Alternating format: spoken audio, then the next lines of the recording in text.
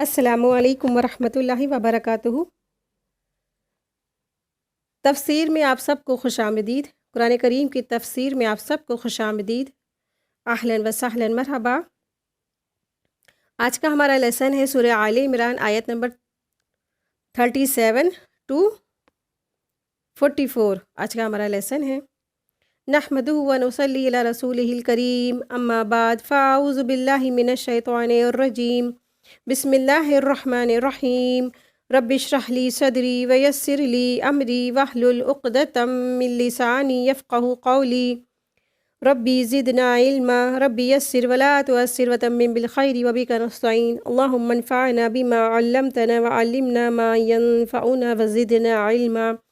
اللہم علم لا ینفع ومن قلب لا یخشع ومن نفس لا تشبع ومن دعوت لا یستجاب لها، آمین یا رب العالمین۔ آیت دیکھیں، آیت نمبر 37۔ بسم اللہ الرحمن الرحیم۔ فتقبلها ربها بقبول حسن وانبتها نبتا حسنا۔ سو اس کے رب نے اسے اچھی قبولیت کے ساتھ قبول فرما لیا اور اسے بہترین پرورش کی۔ فتقبلها ربها بقبول حسن۔ تو اللہ سبحانہ تعالیٰ یعنی اللہ سبحانہ تعالیٰ فرما رہے ہیں، سو اس کے رب نے اسے اچھی قبولیت کے ساتھ قبول فرما لیا۔ تو اللہ تعالیٰ نے سیدنا مریم علیہ السلام کو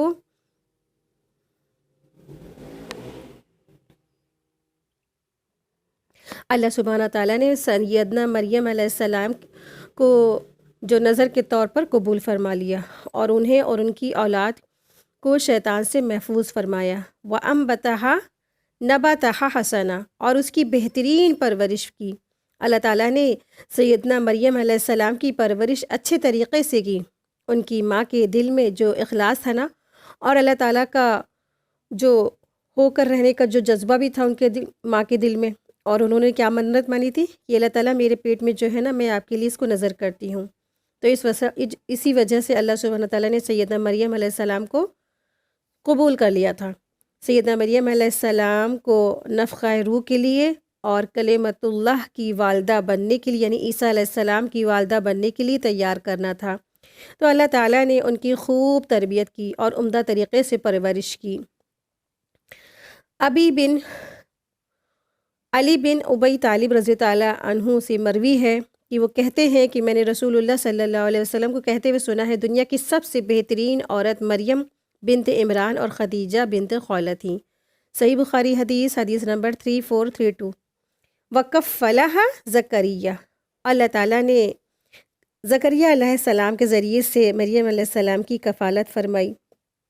تو اللہ تعالیٰ نے فرمایا کہ سیدنا زکریا علیہ السلام کو مریم علیہ السلام کا سرپرست بنا دیا، یعنی اللہ تعالیٰ کا یہ فیصلہ تھا۔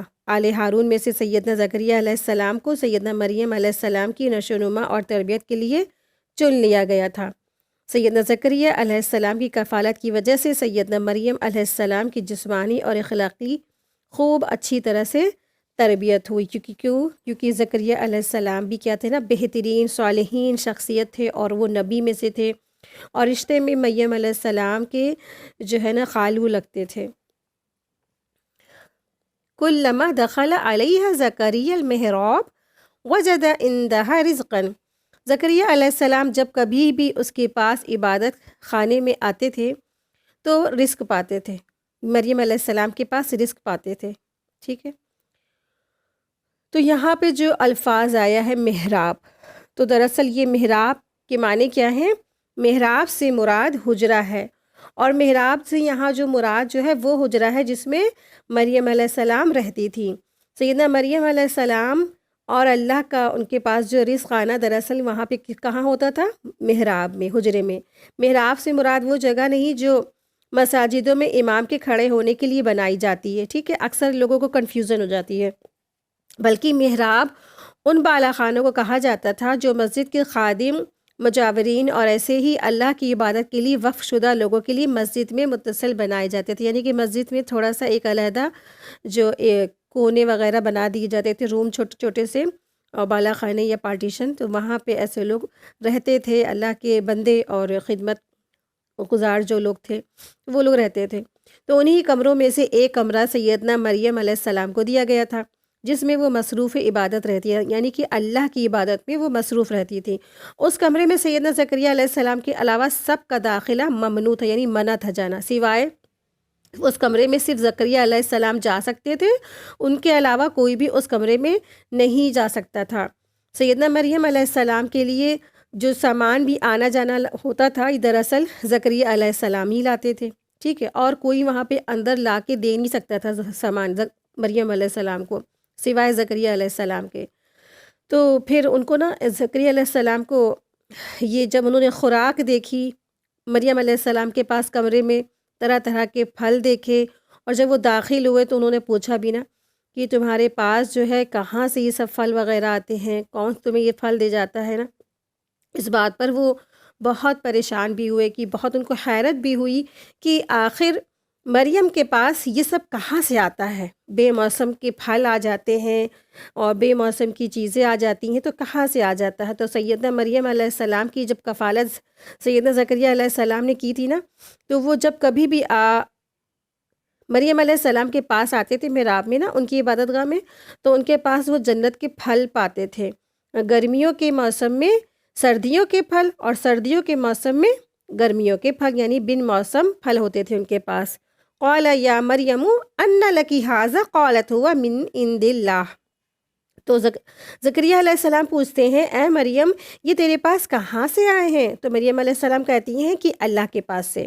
سیدنا مریم علیہ السلام کے اندر رزق کی فراہمی کے غیر معمولی سلسلے کی وجہ سے کوئی غرور بھی نہیں تھا، یعنی کہ اللہ سبحانہ تعالیٰ نے انہیں بے حساب رزق دیا تھا، اور یہ غیب سے ان کے پاس آتا تھا، لیکن اس بات کا ان کے اندر کوئی غرور نہیں تھا، کوئی تکبر نہیں تھا۔ انہوں نے سیدھے سیدھے کہہ دیا کہ اللہ کے پاس سے آتا ہے نا، کوئی بھی جھوٹ بھی نہیں بولا، کوئی بھی چھپانا نہیں، کوئی بھی حسد، کوئی بھی تکبرانہ رویہ نہیں۔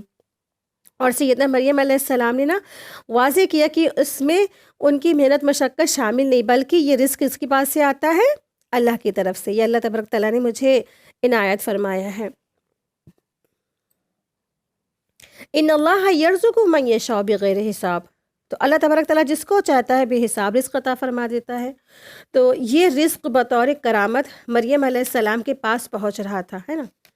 تو اس کی جو تصدیق ہے نا، اس کی تصدیق میں ایک اور ہم لوگ حدیث دیکھ لیتے ہیں جو اس بات کی دلیل ہے کہ واقعی میں، اور یہاں پہ جو ہے نا یہ بہت بڑی دلیل ہے کہ اللہ سبحانہ تعالیٰ مریم علیہ السلام کو جنت سے کھانا پہنچاتے تھے، اور یہ آیت بھی اسی کا دلیل ہے۔ اور دوسری چیز ہمیں حدیث سے بھی پتہ چلتی ہے کہ اس کی تصدیق میں سیدنا خبیب بن عدی انصاری رضی اللہ عنہ کے واقعے سے بھی ہوتی ہے، جیسے سیدنا ابو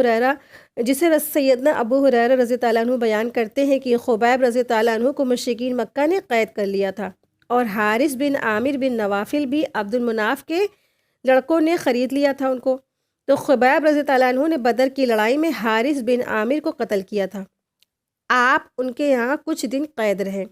حارث کی بیٹی زینب رضی اللہ عنہا بیان کرتی ہیں کہ اللہ کی قسم کوئی قیدی میں نے خبیب رضی اللہ عنہ سے بہتر کبھی نہیں دیکھا، اللہ کی قسم میں نے ایک دن دیکھا کہ انگور کا خوشہ ان کے ہاتھ میں ہے اور وہ اس میں سے کھا رہے ہیں، حالانکہ وہ لوہے کی زنجیروں میں جکڑے ہوئے تھے، اور مکہ میں ان پھلوں کا موسم بھی نہیں تھا، اور وہ کہا کرتی تھی کہ وہ اللہ تعالیٰ کی روزی تھی جو اللہ نے خبیب رضی اللہ عنہ کو بھیج دی تھی۔ یہ صحیح بخاری کی حدیث میں سے ہے، 3045 اس کا حدیث نمبر ہے۔ تو اس سے کیا پتہ چلتا ہے، اللہ کے جو خاص بندے ہوتے ہیں، اللہ پر توکل کرنے والے جو بندے ہوتے ہیں، اللہ کی عبادت گزار بندے جو ہوتے ہیں، اللہ کے جو اسپیشل بندے ہوتے ہیں، جو اللہ کے ولی اور دوست ہوتے ہیں نا، تو اللہ تبارک تعالیٰ ان کو غیب سے رزق عطا فرما دیتے ہیں۔ تو اللہ کا دوست وہی ہوگا جو شریعت کی پابندی کرے گا، قرآن اور سنت کو اتباع کرنے والا ہوگا، اور تمام خرافات، شرک و بدعت سے کوسوں دور ہوگا۔ مشرک بدعتی قرآن و سنت کے دور اور عمل صالح میں کوتاہی کبھی اللہ کا ولی نہیں کر سکتا ہے، ٹھیک ہے۔ جو اللہ کا ولی ہوگا وہ کبھی بھی شرک اور بدعت اور قرآن و سنت کے خلاف اس کا کوئی کام نہیں ہوتا، کوئی عمل نہیں ہوتا، تو وہ اللہ کا ولی ہو ہی نہیں سکتا۔ اللہ کا ولی تو وہی ہے جو اللہ کی ہر بات مانے، اللہ کی عبادت میں اپنی زندگی پوری گزار دے، اللہ کے جو نبیوں کا مشن ہوتا تھا اس مشن کو وہ لے کے چلنے والا ہے، اور اگر آپ کو کہیں دکھتا ہے کہ اگر وہ اللہ کا ولی نہیں ہے، مسلمان نہیں، اس طرح سے وہ جادو ٹونا اس طرح سے کر رہا ہے، وہ دراصل پھر وہ شیاطینی عمل ہے، وہ جادو نہیں، وہ شیاطینوں سے اس میں مدد لی جاتی ہے۔ اور اس طرح سے جو لوگ دکھاتے ہیں جادو اور معجزہ، تو دراصل ان سے ہمیں ہوشیار رہنے کی بہت ضرورت ہے، کیونکہ یہ سب کیا ہے؟ شیطانی عمل ہے۔ جناتوں کو قبضے میں کر کے اس طرح سے لوگ شعبدہ بازی کرتے ہیں، جادو کرتے ہیں۔ تو یہاں پتہ چلتا ہے کہ اللہ کے جو بہترین بندے ہوتے ہیں، اللہ سبحانہ و تعالیٰ ان کو غیب سے رزق عطا فرماتے ہیں، غیب سے ان کے لیے اللہ کے ایسے رزق اتارا جاتا ہے نا، تو توکل علی اللہ کرتے تھے وہ۔ آیت دیکھیں، آیت نمبر 38 ہے، ہنالک دعا زکریا ربہ قال ربی ہب لی من لدنک ذریۃ طیبہ انک سمیع الدعاء۔ وہی زکریا نے اپنے رب کو پکارا، اس نے کہا اے میرے رب، مجھے اپنے پاس سے پاکیزہ اولاد عطا فرما، بلا شبہ تو ہی دعا کو خوب سننے والا ہے۔ ہنالک دعا زکریا ربہ، تو زکریا علیہ السلام نے وہیں پہ اپنے رب کو پکارا۔ کب پکارا؟ جب زکریا علیہ السلام نے دیکھا کہ مریم علیہ السلام کے پاس تو بن موسم پھل آتے ہیں، غیب سے رزق آتا ہے، وہاں سے اللہ تعالیٰ رزق دیتا ہے جہاں سے کوئی گمان نہیں کر سکتا ہے، تو یقین اور توکل کے ساتھ انہوں نے بھی اللہ کو پکارا۔ کتنا جو ہے نا غیب، انہوں نے اللہ پہ کتنا یقین کیا نا، کتنا توکل علی اللہ کیا۔ ہمارا کیا رویہ ہوتا ہے؟ ہم سامنے والے کی کوئی بھی نعمتوں کو دیکھتے ہیں اور ہم لوگ کیا کرنے لگ جاتے ہیں؟ حسد کرنے لگ جاتے ہیں کہ ارے ان کے پاس کتنا زیادہ زبردست نعمت ہوگی نا، کاش ان کی نعمت ان سے چھن جائے اور ہمیں مل جائے نا۔ یہ دراصل حسد ہے، اور حسد انسان کی نیکیوں کو ایسے کھاتی ہے جیسے لکڑی، سوکھی لکڑی خشک جو ہے، سوکھی لکڑی کو آگ کھا جاتی ہے۔ لیکن یہ انبیاء تھے، یہ صالحین تھے، ان کا عمل آپ دیکھیں کہ جب انہوں نے سامنے والے کے پاس نعمتوں کو دیکھا، بن موسم پھلوں کو دیکھا، غیب سے آتا رزق دیکھا، تو انہوں نے اسی رب کو پکارا جس رب نے ان کو دیا تھا، مریم علیہ السلام کو نعمتیں دی تھی۔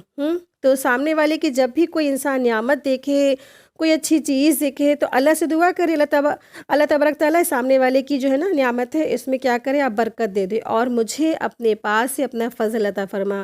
اللہم انی اسألک من فضلک العظیم، اے اللہ میں آپ سے آپ کے بڑے فضل کا سوال کرتی ہوں۔ تو یہ دعا پڑھ لینے سے کیا ہوگا؟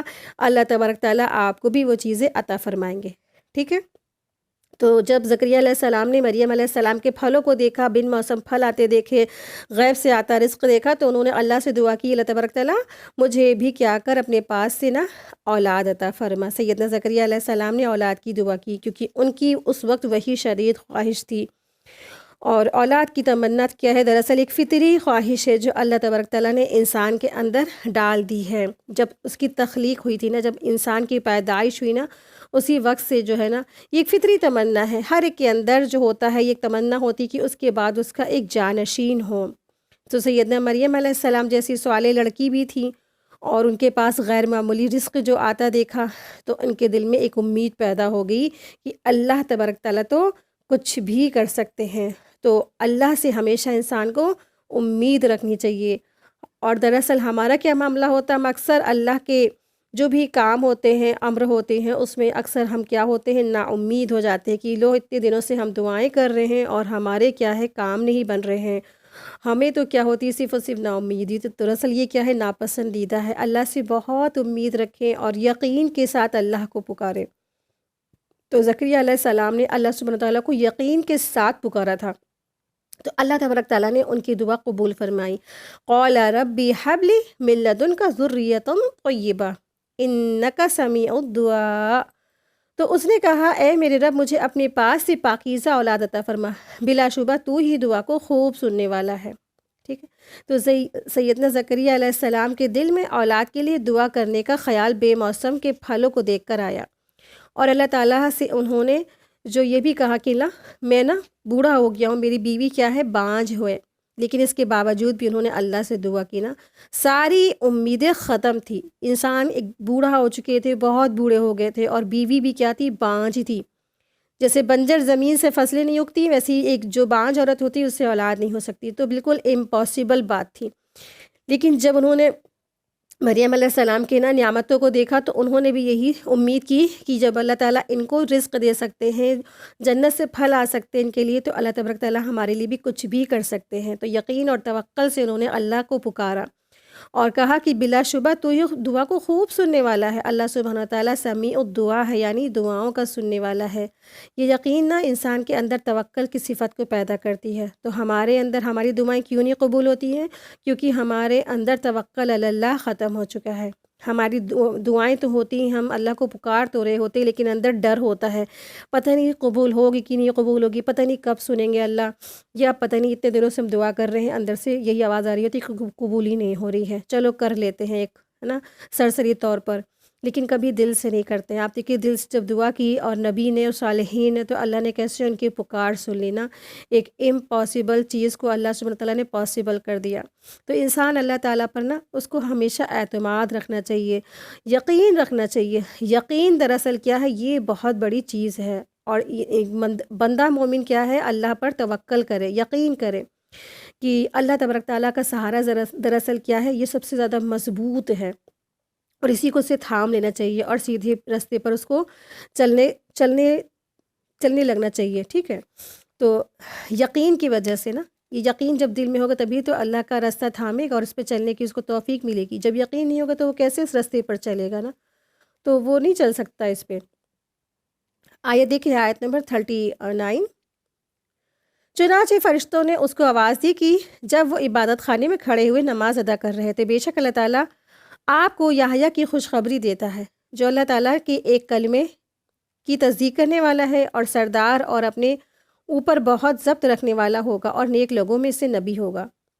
فنادتہ الملائکۃ وہو قائم یصلی فی المحراب، چنانچہ فرشتوں نے اس کو آواز دی جب وہ اپنے عبادت خانے میں کھڑے ہوئے نماز پڑھ رہے تھے، نماز ادا کر رہے تھے اور اپنے رب کی عبادت میں وہ مشغول تھے۔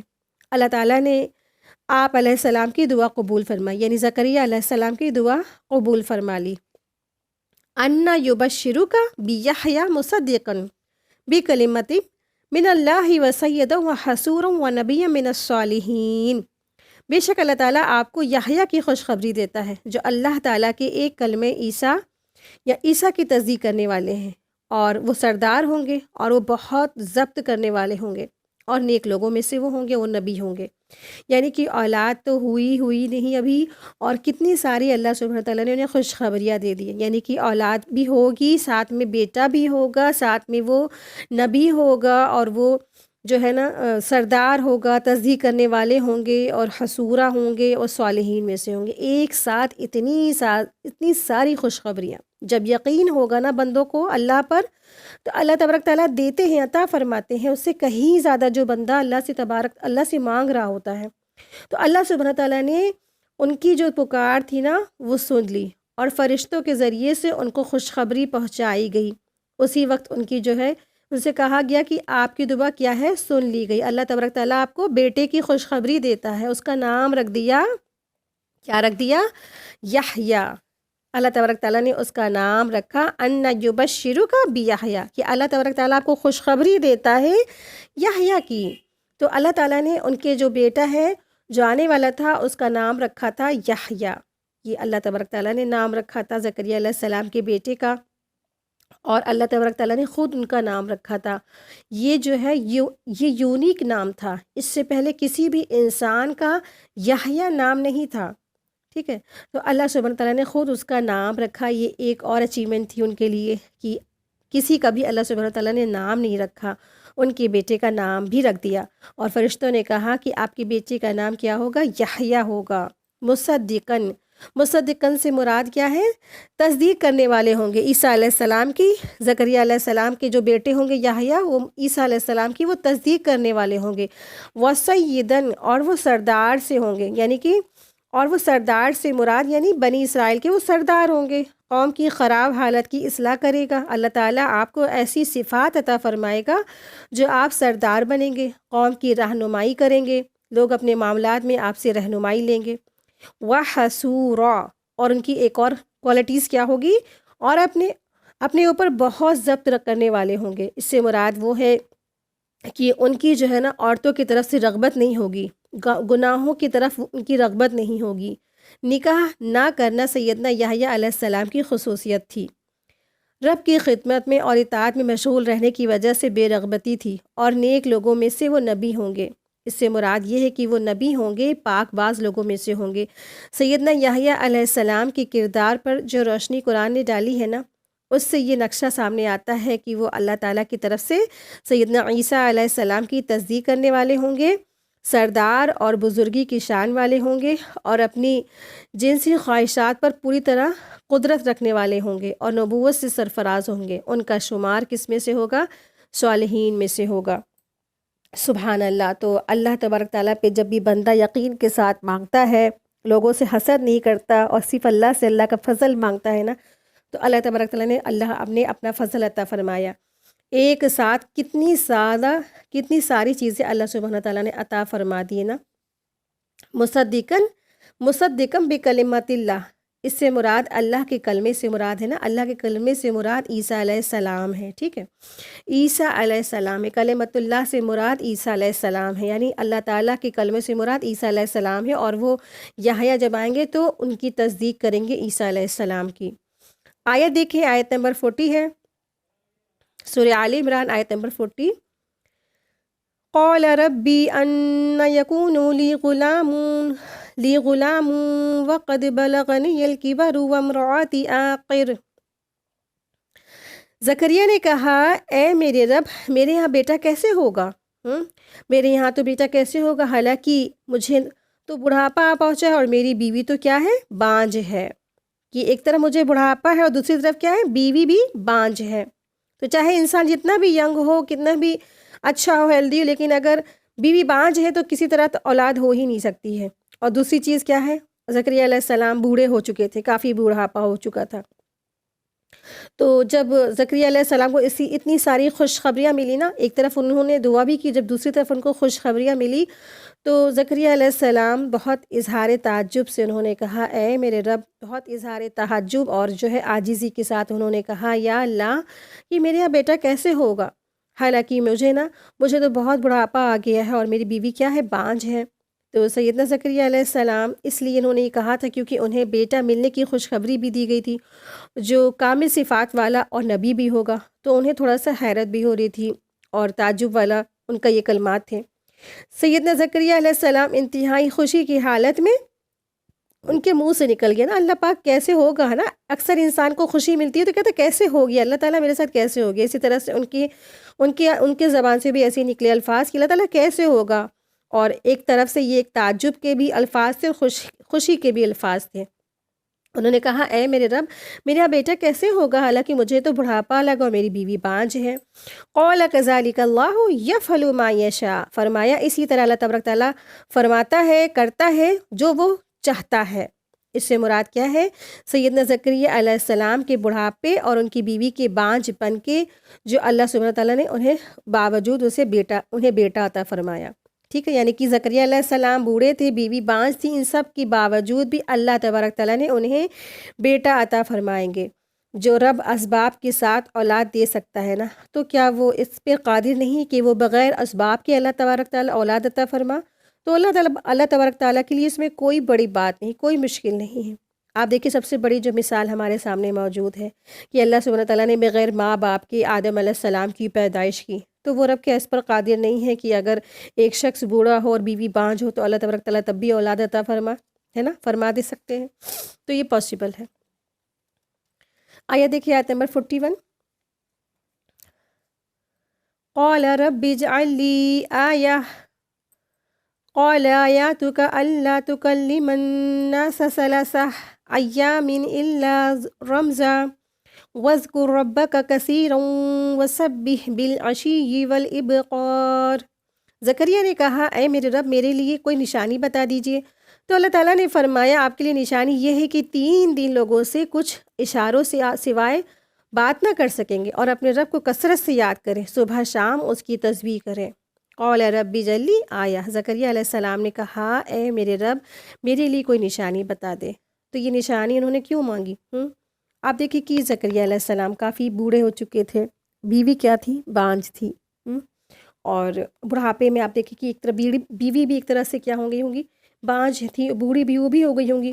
تو جوانی میں انسان کی پیریڈس آتے ہیں نا، اب ان کی بیوی جب بوڑھی ہو گئی تو پیریڈس نہیں آتے تھے، مینسز نہیں آتے تھے نا، تو اکثر جب لیڈیز پریگننٹ ہوتی ہیں تو ان کے 1-2 مہینے چڑھ جاتے ہیں، اس سے یہ پتہ لگ جاتا ہے کہ ہاں یہ پریگنینسی ہے، پھر ٹیسٹ ہوتے ہیں تو پتہ چل جاتا ہے کہ واقعی میں کہ ہاں یہ پریگنینسی ہے کہ نہیں، یہ پتہ چل جاتا ہے۔ لیکن آپ دیکھیے زکریا علیہ السلام جو تھی نا، ان کی بیوی وہ بوڑھی کافی ہو گئی تھی، تو ایک نوجوان عورت جب پریگننٹ ہوتی ہے تو اس کے مینسز پتہ چل جاتا ہے کہ یہ پریگننٹ ہے۔ تو اللہ سبحانہ تعالیٰ سے انہوں نے پوچھا کہ اللہ تعالیٰ کوئی ہمیں نشانی عطا فرما دے، اللہ کوئی ہمارے نشانی بتا دیجئے کہ ہم جان جائیں کہ میرے یہاں پہ جو ہے میری بیوی حاملہ ہو گئی ہیں، وہ حمل سے حمل ان کے ٹھہر گیا ہے۔ تو سیدنا زکریا علیہ السلام نے نشانی اس لیے مانگی تھی نا کیونکہ ان کی ولادت ایک غیر معمولی واقعہ تھا، اور وہ چاہتے تھے یہ جب ہو تو یہ غیر معمولی واقعہ پیش آئے تو مجھے پیشگی کی اطلاع مل جائے اور میں اللہ کا شکر گزاری عطا کرنے لگ جاؤں۔ تو قال آیاتک اللہ تکلم الناس ثلاث ایام الا رمزا، اللہ تعالیٰ نے فرمایا آپ کے لیے نشانی یہ ہے کہ آپ 3 دن تک لوگوں سے بات نہیں کر سکیں گے سوائے اشاروں کے۔ تو اللہ سبحانہ تعالیٰ نے ان کے لیے نشانی مقرر فرمائی تھی۔ تو مفسرین کہتے ہیں کہ جو زکریا علیہ السلام تھے ان کے جو ہے نا گلے میں کچھ بیماری ایسی ہو جاتی تھی، جیسے اکثر ہوتا نہیں کہ گلا بیٹھ جاتا ہے، انسان بات نہیں کر سکتا ہے، گلا بیٹھ جاتا ہے اتنا کہ آواز باہر نہیں آتی ہے، گلے میں تھوڑی سی پرابلم ہو جاتی ہے۔ تو اسی طرح سے زکریا علیہ السلام کے بھی تھراٹ میں کوئی پرابلم ہو گئی تھی تو وہ بات نہیں کر پا رہے تھے سوائے اشاروں کے۔ تو ایک طرح سے اللہ سبحانہ تعالیٰ نے یہ نشانی جو تھی مقرر فرما دی تھی، ٹھیک ہے۔ تو اللہ تبارک تعالیٰ نے یہ نشانی مقرر فرمائی۔ تو بچے کی ولادت کے لیے نشانی مقرر کی گئی، 3 دن کے لیے وہ زبان ان کی بند ہو جائے گی، لوگوں کی طرف متوجہ ہوں گے مگر کچھ اشاروں کے سوا کوئی بات نہیں کر سکیں گے۔ اور یہ سب کیا تھی؟ یہ اس لیے تھا تاکہ وَاذْكُرْ رَبَّكَ كَثِيرًا وَسَبِّحْ بِالْعَشِيِّ وَالْإِبْكَارِ، اور آپ اپنے رب کو کثرت سے یاد کریں، صبح اور شام اس کی تسبیح بیان کریں۔ اللہ تعالیٰ نے شکر گزاری کے لیے سیدنا زکریا علیہ السلام کو حکم دیا کہ خاموشی میں کثرت سے صبح شام اللہ کی تسبیح بیان کریں تاکہ اللہ تعالیٰ کی مزید نعمتوں سے نوازا جائے اور مزید شکر ادا کرنے کے قابل ہو جائیں، ٹھیک ہے۔ تو نشانی یہ تھی کہ صحیح سالم ہونے کے باوجود تم نا لوگوں سے بات نہیں کر سکو گے، اشاروں کے علاوہ کوئی اور طریقہ نہیں تھا بات کرنے کا، مطلب اشاروں سے کہہ دیا، اشارے میں نا ہاتھ سے، فنگر سے، یا کوئی ایسے فیس سے اشارہ کر دیتا ہے انسان، تو اشاروں کے علاوہ وہ بات نہیں کر سکتے تھے تاکہ زکریا علیہ السلام اپنی پوری توجہ اللہ کی طرف کر لیں اور اللہ کی خوب شکر گزاری میں وہ مشغول ہو جائے، عبادت میں مشغول ہو جائے۔ آپ دیکھیں اللہ سبحانہ تعالیٰ کی جب جو نا انسان نعمتیں ملنے پر اللہ کا شکر ادا کرتا ہے، ذکر کرتا ہے، تو اللہ تبارک تعالیٰ کیا فرماتے ہیں؟ ہم تم کو مزید اور زیادہ دیں گے۔ اور ان کو حکم بھی دیا گیا تھا نا، ان کو اتنی بڑی نعمت مل رہی تھی تو ان کے لیے کیا کرنا تھا؟ اللہ کی عبادت، اللہ کا ذکر اور اللہ کا شکر ادا کرنا تھا ان کو۔ آیت نمبر 42 دیکھیں۔ اور جب فرشتوں نے کہا اے مریم، یقیناً اللہ تعالیٰ نے آپ کو برگزیدہ بنا لیا ہے اور آپ کو پاک کیا ہے اور سب جہان کی عورتوں پر منتخب فرمایا ہے۔ وَإِذْ قَالَتِ الْمَلَائِكَةُ يَا مَرْيَمُ إِنَّ اللَّهَ اصْطَفَاكِ، اور جب فرشتوں نے کہا اے مریم، یقیناً اللہ تبارک تعالیٰ نے آپ کو چن لیا ہے، تو اسے یعنی کہ مریم علیہ السلام کو جو چنا گیا نا، تو اس کا تعلق مریم علیہ السلام کی کب سے ہو گیا؟ والدہ سے شروع ہو گیا تھا۔ جب ان کی والدہ نے نظر مان لی تھی تبھی سے اللہ تبارک تعالیٰ نے ان کو چن لیا تھا اور ان کو برگزیدہ کر لیا تھا، یعنی کہ چنے ہوئے لوگوں میں سے کر لیا تھا۔ اور جب ان کی والدہ یعنی مریم علیہ السلام کی والدہ نا، ان کی جب دعا قبول ہوئی اور انہوں نے لا کے مریم علیہ السلام کو ایک بڑے مشن کے لیے دے دیا، یعنی کہ محراب میں چھوڑ دیا، تبھی سے کیا ہوا؟ یہ چننا ہوا ان کو سلیکٹڈ ہو گیا، یعنی کہ وہ چنے ہوئے لوگوں میں سے شامل ہو گئی۔ یعنی کہ جب مریم علیہ السلام کی والدہ نے نیت کر لی تھی اللہ تعالیٰ میرے پیٹ میں جو کچھ ہے میں اس کو آپ کی راہ میں نظر کرتی ہوں، تو یہ اسی وقت سے چن لیا گیا تھا۔ اور اس طرح سے اللہ سبحانہ تعالیٰ نے مریم علیہ السلام کو چنندہ لوگوں میں شامل فرما دیا اور تمام جہان والوں پر اللہ تبارک تعالیٰ نے ان کو چن لیا تھا۔ تو ہیکل کی خدمت دراصل اس وقت جو تھی نا، لڑکوں کا کام تھا، مردوں کا کام تھا، مردوں کے لیے مخصوص تھی۔ اور اس وقت مریم علیہ السلام کی والدہ نے نا، مریم علیہ السلام کو جب اللہ تبارک تعالیٰ نے انہیں لڑکی عطا فرمائی تو انہوں نے مریم علیہ السلام کو لڑکی ہونے کے باوجود بھی کہاں چھوڑائیں؟ محراب میں چھوڑائیں، اللہ کی راہ میں ان کو چھوڑائیں۔ تو آپ دیکھیں کہ اللہ سبحانہ تعالیٰ پھر بندے کی نیت اور اخلاص دیکھتے ہیں، اور پھر اللہ تبارک تعالیٰ پھر بندے کی جو نیت اور اخلاص ہے، اگر وہ اچھے سے کوئی کام کرتا ہے نا تو اس کو پھر ضائع نہیں ہونے دیتے ہیں۔ اللہ تبارک تعالیٰ نے ان کی بیٹی کو پھر آخر اپنے ایک مین جو ہے مشن تھا، خاص جو ایک کام لینا تھا، اس کام کے لیے مریم علیہ السلام کو چن لیا گیا۔ جب فرشتہ نے کہا اے مریم، یقیناً اللہ تعالیٰ نے آپ کو برگزیدہ بنا لیا ہے، تو اللہ تبارک تعالیٰ براہ راست ان کے اندر اپنی ایک روح ڈالنے والے تھے، جس طرح اللہ تعالیٰ نے سیدنا آدم علیہ السلام میں روح ڈالی تھی، وَطَّہَّرَ کی۔ تو اس کی مراد کیا ہے کہ اللہ تعالیٰ نے سیدنا مریم علیہ السلام کو حیض، نفاس اور مردوں کے چھونے پر اور برے اخلاق سے پاک کیا تھا۔ سیدنا مریم علیہ السلام کو اللہ تعالیٰ نے گناہوں اور ایسی خرابیوں سے پاک کیا جو ان کی شان میں کمی کا باعث بن سکتی تھی۔ وَاسْتَفَاكِ عَلَى نِسَاءِ الْعَالَمِينَ، اور سب جہان کی عورتوں پر اللہ تبارک تعالیٰ نے ان کو چن لیا تھا۔ تو جہان سے مراد کیا ہے؟ ساری عورتوں پر فضیلت عطا فرمائی۔ دنیا میں تمام جہان کی عورتوں پر اللہ سبحانہ تعالیٰ نے مریم علیہ السلام کو فضیلت عطا فرمائی۔ نبی صلی اللہ علیہ وسلم نے فرمایا، عورتوں پر عائشہ کی فضیلت ایسی ہے جیسے تمام کھانوں پر سرید کی ہے، اور مردوں میں سے تو بہت کامل گزرے ہیں، لیکن عورتوں میں مریم بنت عمران علیہ السلام اور فرعون کی بیوی آسیہ کے سوا کوئی اور کامل پیدا نہیں ہوئی۔ یہ صحیح مسلم کی حدیث 2431 ہے، ٹھیک ہے۔ تو رسول اللہ صلی اللہ علیہ وسلم نے فرمایا کہ تمام جہان کی عورتوں میں تمہارے لیے مریم بنت عمران، خدیجہ بنت خویلہ، فاطمہ بنت محمد اور آسیہ زوجہ فرعون کافی ہیں۔ تو یہ معزز خواتین تھی۔ یہ ترمذی کی حدیث ہے، حدیث نمبر 3878 اس کا نمبر ہے۔ یہ 4 معزز جو خواتین ہیں ان کے نام تھے۔ یہ آیت دیکھیں، آیت نمبر 43، یا مریم اقنتی لربکی، اے مریم اپنے رب کی اطاعت کرو۔ تو قنوت جو آیا ہے الفاظ او قنوتی، یعنی قنوت سے مراد خشوع اور خضوع کے ساتھ اطاعت پر مسلسل قائم رہنا ہے، ٹھیک ہے۔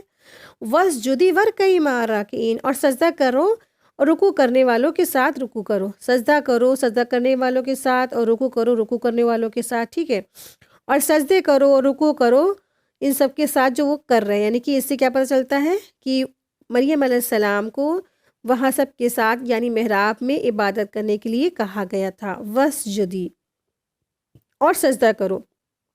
سیدنا مریم علیہ السلام کو عبادت کا حکم دیا گیا، اور خاص طور پر رکوع اور سجدے کا ذکر اس لیے کیا گیا ہے کہ عبادت میں رکوع اور سجدے کا مقام دوسری تمام عبادتوں سے افضل ہے، ٹھیک ہے۔ جتنا انسان سجدہ کرتا ہے اللہ کے آگے، اتنے ہی اس کے درجات بلند ہوتے چلے جاتے ہیں۔ رکوع اور سجدے سے اللہ تعالیٰ کے سامنے کیا ہوتی ہے؟ عاجزی کا اظہار بھی ہوتا ہے۔ اور رکوع کرنے والوں کے ساتھ رکوع کرو، اس سے مراد یہ ہے کہ بیت المقدس میں با جماعت نماز پڑھنی بھی حاضری ضروری ہے۔ اب جہاں پہ خواتین ایسی جگہ ہوں جہاں پہ نماز با جماعت ہو رہی ہے اور الاؤ ہوتا ہے کہ وہاں پہ خواتین بھی جا سکتی ہیں نا، جیسے مدینے کی مسجد ہے، مکے کی مسجد ہے، اور بہت سی مسجدیں ہیں، تو پھر وہاں پہ کیا کرنا ہے؟ خواتین کو جماعت کے ساتھ نماز پڑھنی ہوتی ہے۔ اللہ تعالیٰ کے آگے جھکنے والوں کے ساتھ جھکیں، تو اللہ تبارک تعالیٰ نے حکم دے دیا اللہ تعالیٰ کی اطاعت اور عبادت میں مصروف رہیں، ایسی زندگی بسر کریں جو اللہ تعالیٰ نے کیا ہے ان کو دی ہے، جو اللہ سے جڑی ہوئی زندگی ہو، جس میں اللہ کے ساتھ کنیکشن ہو۔ آیت دیکھیں، آیت نمبر 44، ذَلِكَ مِنْ أَنْبَاءِ الْغَيْبِ نُوحِيهِ إِلَيْكَ، یہ غیب کی کچھ خبروں میں سے ہے جو ہم آپ کی طرف وحی کر رہے ہیں۔ اللہ تعالیٰ نے اپنے نبی صلی اللہ علیہ وسلم کو سیدنا مریم علیہ السلام کے بارے میں فرما دیا کہ کیا ہے کہ میں تمہیں خبریں دے رہا ہوں وہ جو اللہ کی مرضی کے مطابق کن حالات سے گزری ہیں۔ تو یہ غیبی معاملات تھے جن کا علم وحی کے بغیر نہیں ہو سکتا تھا، ٹھیک ہے۔ تو آپ دیکھیں کہ غیب کا جو یہاں الفاظ آیا ہے، ذالک من انباء الغیبی، یہ دراصل خبریں ہیں غیب کی، نوحیہ الیکا، جو ہم وحی کرتے ہیں آپ کی طرف۔ تو غیب جو الفاظ ہے یہ کس سے ہیں؟ غین یا با، غیب سے ہے۔ غیب کے معنی کیا ہے؟ جس کے معنی ہے کسی چیز کا نگاہوں سے اوجھل ہو جانے کے ہیں۔ ہر وہ چیز جو انسان کے علم اور اس سے پوشیدہ ہے اور مخفی ہے اسے غیب بولا جاتا ہے، ٹھیک ہے۔ چاہے وہ پاسٹ میں ہو اور چاہے وہ فیوچر کا علم ہو، ان سب کا علم صرف اور صرف اللہ کو ہے۔ آپ دیکھیں کہ یہ جو واقعہ تھا رسول اللہ صلی اللہ علیہ وسلم کے دنیا میں آنے سے تقریباً 650-700 سال کا پہلے کا ہے۔ عیسیٰ علیہ السلام کی والدہ کے بارے میں بات ہو رہی ہے نا؟ تو کتنا عرصہ ہوگا؟ تقریباً 650-700 تقریباً، ہے نا؟ اتنے وقت پہلے کیا ہوا کوئی بھی انسان نہیں بتا سکتا ہے، کسی کے پاس بالکل آتھینٹسٹی ہوتی ہی نہیں ہے، اور پوری پروف، پوری آتھینٹسٹی کے ساتھ آپ صلی اللہ علیہ وسلم کو یہ ساری بات انفارم کی جا رہی ہے، بتائی جا رہی ہے، کس کے ذریعے سے؟ وحی کے ذریعے سے۔ تو یہ کیا پتہ چلتا ہے اس سے؟ آپ صلی اللہ علیہ وسلم کو بھی نہیں خبر ہے غیب کی، ٹھیک ہے۔ ان سے یہ بات پتہ چلتی ہے، یہ جو غیب کی خبریں اللہ سبحانہ تعالیٰ رسول اللہ صلی اللہ علیہ وسلم کو پہنچا رہے ہیں نا، تو یہ سب اللہ کی طرف سے تھا۔ خود رسول اللہ صلی اللہ علیہ وسلم کو بھی غیب کی خبر نہیں، وہ بھی نہیں جانتے تھے کیا ہوا پچھلے زمانوں میں 7 سال پہلے۔ اور دوسری چیز کیا پتہ چلتی ہے؟ رسول اللہ صلی اللہ علیہ وسلم ہر جگہ حاضر بھی نہیں ہے، جو آج بہت سے لوگوں کا ایسا عقیدہ ہے کہ آپ صلی اللہ علیہ وسلم ہر جگہ حاضر و ناظر ہے نا، تو یہ بالکل غلط بات ہے۔ رسول اللہ صلی اللہ علیہ وسلم ہر جگہ حاضر نہیں، ورنہ اللہ تبارک تعالیٰ ان سے یہ نہ فرماتے کہ اس وقت آپ ان کے پاس موجود نہیں تھے، ہے نا؟ جب ہم یہ وحی کر رہے تھے اور یہ بات ہو رہی تھی کہ وما کنت لدیہم اذ یلقون، اور آپ نا اس وقت ان کے پاس نہیں تھے، ان کے درمیان نہیں تھے جب کلمے ڈالی جا رہی تھی۔ تو اس سے پتہ چلتا ہے غیب کا علم صرف اور صرف اللہ تعالیٰ کے پاس ہے، ٹھیک ہے۔ آیت دیکھیں، وما کنت لدیہم اذ یلقون اقلامہم ایہم یکفل مریم، ورنہ آپ نا ان کے پاس موجود نہیں تھے جب وہ اپنی کلمے ڈال رہے تھے، اور ان میں سے کون مریم کی سرپرستی کرے گا۔ تو یہ دراصل واقعہ ہے کہ یہ قرآن دازی کا واقعہ، کہ جب قرآن دازی ہوئی، اور اس قرآن دازی کی ضرورت اس لیے پیش آئی کہ مریم علیہ السلام نا یہودیوں کی ایک بہت بڑے عالم عمران کی بیٹی تھی، یعنی کہ یہود نہیں، وہ اس وقت کے مسلمان ہی تھے، ٹھیک ہے، مسلمان تھے اور ایمان والے تھے، اور ان کے جو باپ تھے آل عمران، ان کی بیٹی تھی۔ جب ان کے والدہ نے انہیں اپنی عبادت گاہ کی نظر کا ارادہ کیا، تو عبادت گاہ کے خدام میں کیا ہو گیا، جتنے بھی بہت سارے لوگ تھے ان میں جھگڑا شروع ہو گیا، کہ وہ سب سمجھتے تھے کہ ان کی سرپرستی ہم کریں گے، دوسرے نے کہا ہم کریں گے، آپس میں اختلاف ہو گیا، بحثیں ہوئی، اور کیا ہوا، جھگڑا شروع ہو گیا کہ نگرانی کا شرف ہمیں حاصل کرنا ہے۔ آخر کار انہوں نے پھر قرہ اندازی کی۔ قرہ اندازی کا مینس یہ ہوتا ہے کہ آپ بہت ساری پرچی، چھوٹی چھوٹی سلپ بنا لیں اور پھر سب کے نام لکھ دیں اور پھر اس کو اچھال دیں، جس کا نام نکل آئے، ایسے نا، اسی کو کہتے ہیں قرہ اندازی۔ تو آخر کار انہوں نے قرہ اندازی کی، اور قرہ میں زکریا علیہ السلام کے نام کا نام نکلا۔ تو قرہ اندازی کا ان کا یہ طریقہ تھا کہ انہوں نے قلم لیے، بہت سارے قلموں میں اپنے اپنے نام ڈال دیے اور پانی میں بہا دیے تھے، جس کا قلم اوپر رہ گیا وہ زکریا علیہ السلام تھے، باقی سب کے جو قلم تھے وہ پانی میں بہہ گئے۔ جھگڑے کی صورت میں یہ قرآن اندازی سے فیصلہ کرنا دراصل کیا ہوتا ہے، جائز ہوتا ہے۔ اگر یہ معلوم ہو جائے کہ واقعی میں اگر قرآن اندازی نہیں ہوگی اور اس طرح سے جھگڑا پیش آئے گا تو بات بڑھے گی، تو پھر یہ قرآن اندازی کی جا سکتی ہے۔ حدیثوں سے بھی پتہ چلتا ہے کہ ہمیں حدیثوں سے بھی بات پتہ چلتی ہے کہ رسول اللہ صلی اللہ علیہ وسلم بھی قرآن اندازی کیا کرتے تھے۔ سیدنا ابو ہریرہ رضی اللہ عنہ بیان کرتے ہیں کہ رسول اللہ صلی اللہ علیہ وسلم نے فرمایا، اگر لوگوں کو معلوم ہو جائے کہ نا اذان دینے اور صف اول میں کھڑا ہو جانے کا کتنا ثواب ہے نا، تو تب اگر وہ اس ثواب کو بغیر قرآن اندازی کے حاصل نہ کر سکیں گے تو ضرور قرآن اندازی کریں گے، یعنی کہ اتنا ثواب ہے کہ آپ آپس میں اختلاف ہو جائے گا، جھگڑا ہو جائے گا، اور سب کہیں گے سب سے پہلے صف میں ہم کھڑے ہوں گے، اور سب سے پہلے ہم یہ جو ہے نا کام کریں گے، تو پھر اس لیے پھر آپس میں قرآن اندازی ڈالی جانے لگے گی، اتنا زیادہ یہ فضل کا کام ہے، ثواب کا کام ہے۔ پھر اسی طرح سے ایک اور حدیث سے ہمیں پتہ چلتا ہے، سیدنا عائشہ رضی اللہ عنہ بیان کرتی ہیں رسول اللہ صلی اللہ علیہ وسلم جب سفر کا ارادہ کرتے تھے تو اپنی ازواج کے درمیان قرآن اندازی کرتے تھے، جب جس بیوی کا نام قرآن اندازی میں نکلتا اس بیوی کے ساتھ آپ سفر کرتے تھے۔